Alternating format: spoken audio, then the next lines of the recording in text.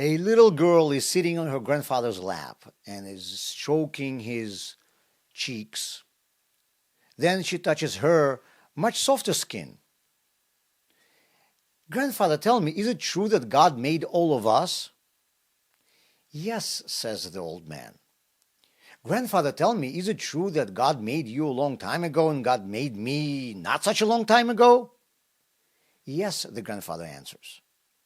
She again feels her skin, then his, and then says, Look, with the time, God learned how to do his job better and better.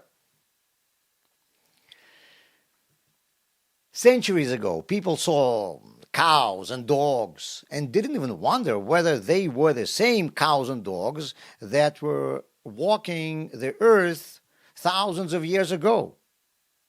But Darwin presented two new ideas. Number one, that species change over time, and number two, that this change is occurring in a positive direction.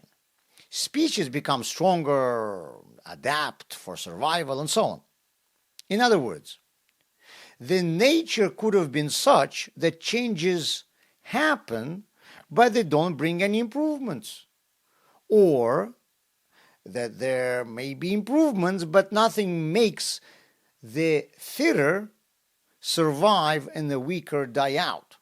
But Darwin insisted that our nature has a built-in mechanism that forces biological betterment. This introduced a whole new concept to the entire civilization. Progress. Our nature moves forward.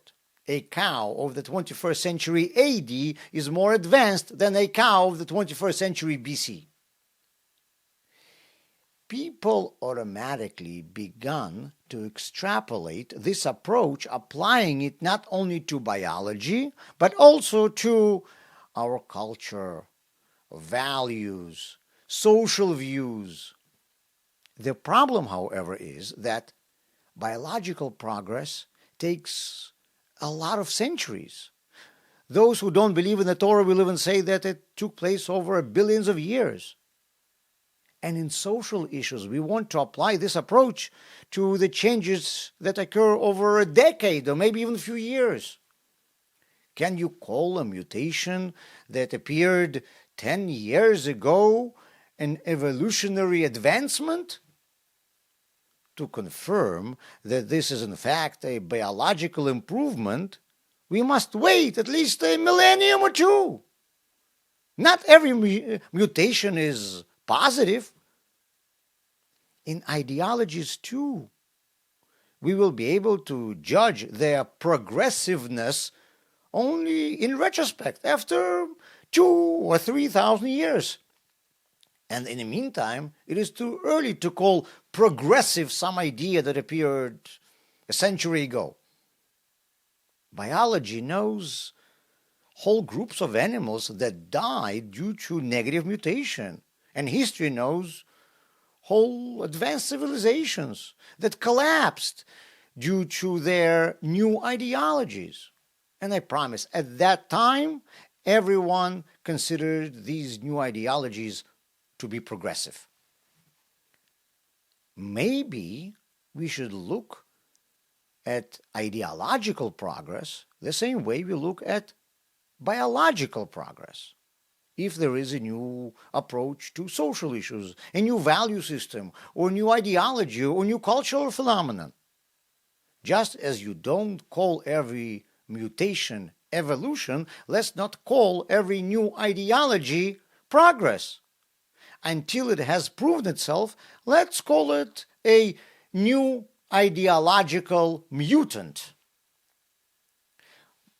But also, modern ideologies mutate so quickly that even the greatest genius doesn't have enough time to think them through. Even in theory. I'm not even talking about practical tests. If you want to experiment on yourself, feel free. But don't call your idea progressive. And don't force others, like me, to experiment on ourselves. I follow the Torah, an ideology that has proven itself for over 3,500 years. It became the foundation of our modern civilization and the basis of what we call today morality. Some people say that I'm stuck in the past, but maybe I'm just applying a scientific biological approach to my ideology and to my life's questions.